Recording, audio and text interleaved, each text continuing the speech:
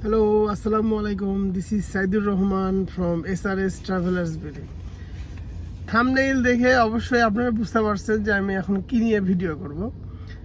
তো যেটা হলো যে আমরা ভিয়েতনামে আসছি, আসার পরে $100 ভাগাইছি।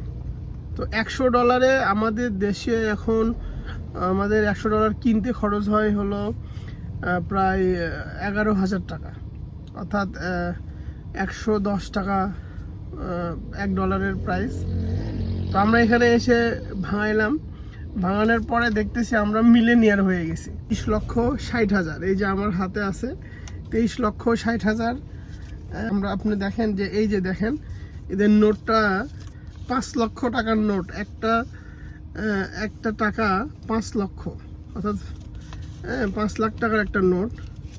তো এইরকম আমাকে ওনারা 4টা নোট দিয়েছে, এই যে 4টা নোট, 4টার নোটে প্রায় 2 মিলিয়ন, অর্থাৎ 20 লাখ টাকা। ওনারা আবার মিলিয়ন শব্দটা বেশি ইউজ করতেছে দেখলাম, এই জন্য আমি টাইটেলটা দিয়েছি যে ভিয়েতনামে এসে মিলেনিয়ার হয়ে গেলাম। তো এখানে এরপরে দেখেন এই 50,000 টাকার নোট, 50,000, আমি একটু দেখাই ক্লোজ করে, এই যে এটা হলো 50,000 টাকার নোট। তারপরে 10,000 টাকার নোট দিয়েছে, এই যে 10,000 টাকার নোট, এই 10,000 টাকার নোট। 1 লাখ টাকার নোটও আছে আমাদের এখানে, তবে আমরা ভাঙাইলে হয়তো পাবো সেটা। তো এই জন্যই আমি বললাম যে আমরা ভিয়েতনামে এসে মিলেনিয়ার হয়ে গেলাম, কারণ এর আগে কখনো এত টাকার ডিফারেন্স আমি কখনো দেখি নাই। কারণ বাংলা টাকা 1 টাকা সমান এখানে প্রায় 210 বা 12 এরকম হবে। তো আমরা সবসময় যে দেশে যাই না কেন, আমরা সবসময় টাকাকে গুণ দিয়েছি যে 1 টাকা সমান ওদের কয় টাকা।